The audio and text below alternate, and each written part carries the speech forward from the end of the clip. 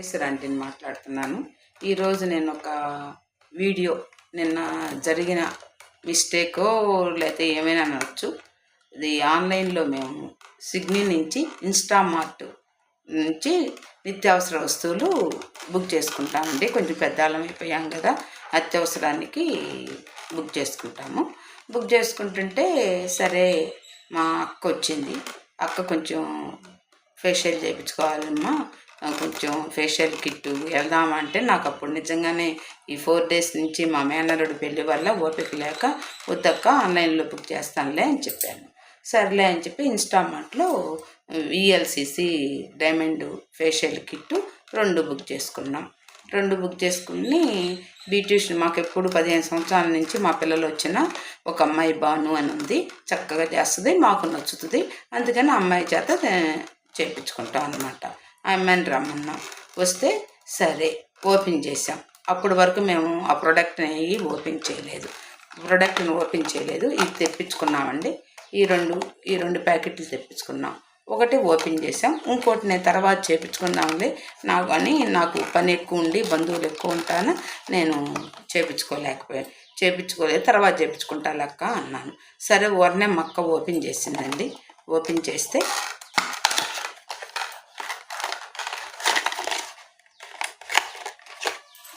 చేస్తే దీంట్లో 6 క్రీములు ఉంటాయి అంటండి. మాకు ఈ 2 వచ్చినాయి. ఇదిగోండి, దీంట్లో 6 క్రీములు ఉంటాయంట, మాకు ఈ 2 వచ్చినాయి. సరే నేను ఏంటా ఇలా మనీ వేస్ట్ అయిపోయింది అని కొంచెం ఫీల్ అయ్యానండి. ఈ మధ్య కొంచెం 1-2 చోట్ల నేను మనీ లాస్ పోతున్నాను. అంటే నేను తొందరపాటు అనొచ్చు, లేకపోతే నాకు టైము కొంచెం వేస్టేజ్ టైం అవ్వచ్చు. అందుకని చెప్పి నేను ఏంటా అనుకొని సరే మాకు బాగా క్లోజు, మన నోరు మంచిదైతే ఊరు మంచిది అంటాం కదండి. ఎట్లా వచ్చిందండి, ఈ 2 వచ్చినాయి. ఇది పక్కన పెట్టేస్తున్నాను. ఇంకా ఏం చేద్దామా ఎట్లానా అనుకొని కొంచెం మనసు కొంచెం ఇబ్బందిగా ఉండి, నాకు ఆత్మ బంధువులు నా మంచి కోరేవాళ్ళు నాకు ఉన్నారు. అమ్మాయి చిన్నది, తనకి చిన్నపిల్లలకు తెలుస్తాయి కదా, ఏంటమ్మా నాకు ఇన్స్టామార్ట్లో ఎట్లా మోసం జరిగింది.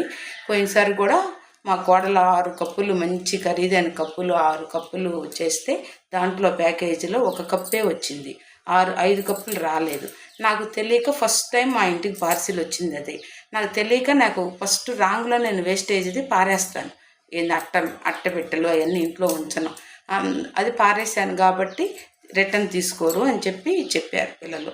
సరేలే ఇదేం చేద్దామా, దీన్ని ఇట్లా వదలకూడదని చెప్పి అమ్మాయిని అడిగితే ఆంటీ మనము కస్టమర్ కేర్కి ఫోన్ చేస్తే వాళ్ళు ఆప్షన్స్ ఇస్తూ ఉంటారు, దాంట్లో మన వాట్సాప్ చాటింగ్ చేస్తారు, దానిలో మనకి ఏ ప్రోడక్ట్ లాస్ అయిందని చెప్తారు.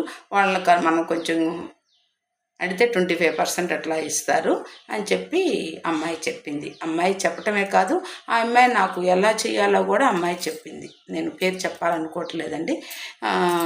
అమ్మాయే అట్లా తను వేరే చోట ఉంది, నాకు ఫోన్లో ఆంటీ ఇలా చేయండి అంటే సరే అని చెప్పి నేను అమ్మాయి చెప్పింది చేస్తే వాళ్ళు ఫస్ట్ ఇట్లా లాస్ పోయారంటే మీకు ఏం లాస్ పోయారో, మీ ప్రోడక్ట్ ఏమి దెబ్బతిందో అని చెప్పి ఫొటోస్ కానీ వీడియోస్ కానీ తీసి పంపించమన్నారు. నేను యాజ్ ఇట్ ఈజ్గా దీంట్లో మోసం లేదు, నేనేం వాడలేదు, ఇది యాజ్ ఇట్ ఈజ్గా ఓపెన్ చేసి దీంట్లో నాకు ఏవి మిస్ అయినాయో ప్రోడక్ట్ నేను పెట్టాను, వాళ్ళకి ఫొటోస్ పెడితే సరే మేము మీకు కాసేపటికి మేము చూసి దాన్ని గమనించి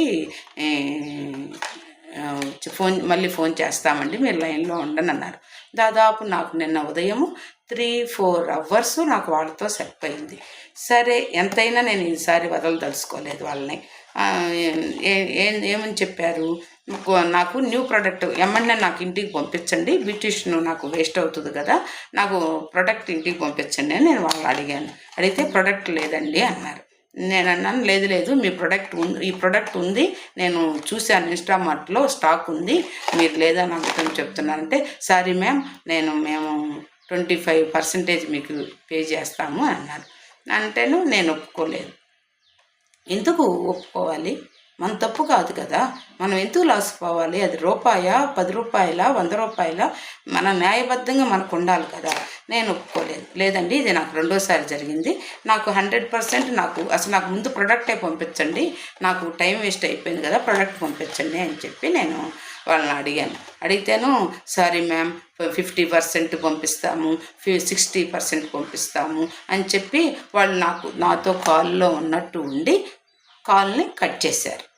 మళ్ళీ కస్టమర్ కేర్కి స్టార్ట్ చేసేసి నేను కన్జ్యూమర్ కోర్టులో వేస్తాను, నాకు గనక దీనికి నాకు ఎంత అని కాదు, నాకు టైం వేస్ట్ అయింది, నాకు ఈ వయసులో నాకు 16 ఇయర్స్ వయసులో నాకు ఎంత టైం వేస్ట్ అయింది, నాకు టెన్షన్ వచ్చింది, నేను ఒప్పుకోను నాకు అంటే అప్పుడు వాళ్ళు సారీ మ్యామ్ అని చెప్పి నాకు 100% ఇచ్చారు.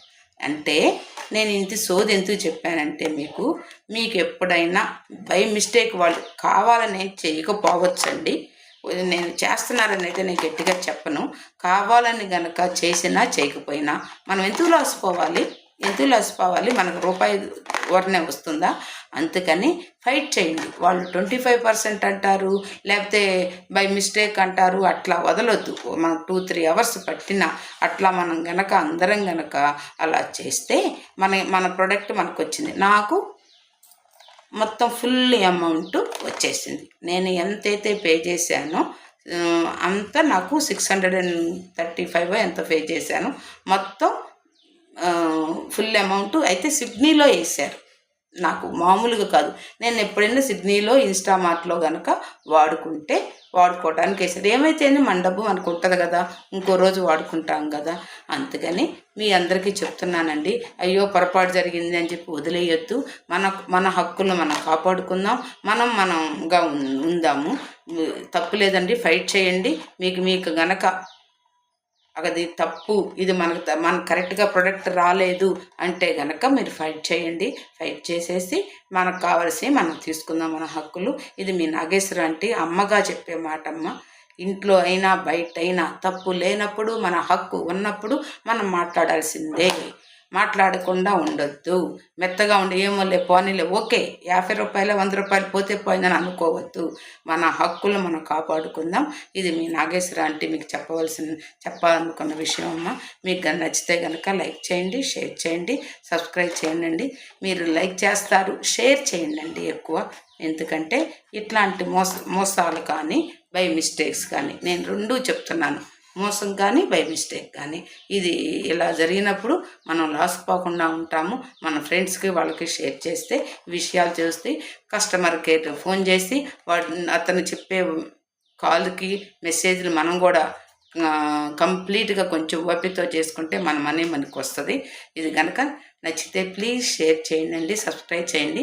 మీ నాగేశ్వర ఆంటీ తొందరలోనే మోనటైజ్ అవుతుంది.